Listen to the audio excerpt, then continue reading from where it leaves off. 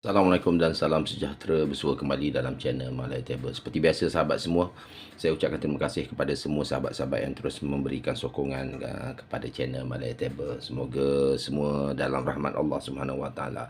Selamat berpuasa, itu yang pertama saya nak ucapkan kepada semua yang menonton channel Malay Table. Okey. Untuk kali ini saya bawakan lagi sekeping siri-siri jualan saya. Sebelum ni saya ada upload dah untuk siri yang kelima ni. Tapi yang berlainan nombor siri lah. Jadi saya buat secara sekali lalu untuk saya buat jualan lah.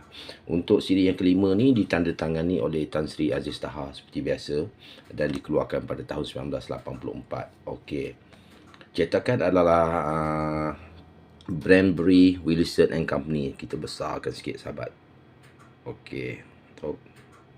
Okey, kita boleh nampak. Dan ia adalah mata wang RM5 yang kontroversi lah, yang mula-mula dikeluarkan dengan tiang bendera salib. Ini kita boleh nampak lah situ. Okey, okey. Perfect adalah MB. Ini middle perfect lah. Kalau yang first perfect dia NA, sahabat semua NA. Dia akan bertulis NA lah sahabat. Nanti saya clearkan NA. Ini MB middle perfect lah sahabat semua. Manakala untuk last perfect dia mesti ND. Okey. Replacement Z stroke 1, begitulah. Jadi untuk mata wang ni saya ingin buat jualan, dia agak sedikit berharga pada yang sebelum ni saya tawarkan.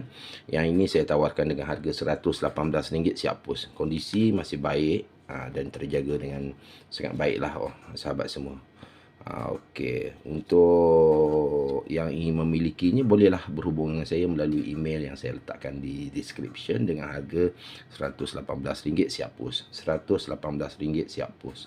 Itu saja sahabat untuk kali ini. Semoga kita bersua di next video dengan siri-siri jualan seterusnya. Sekian, terima kasih dan assalamualaikum. Selamat berpuasa.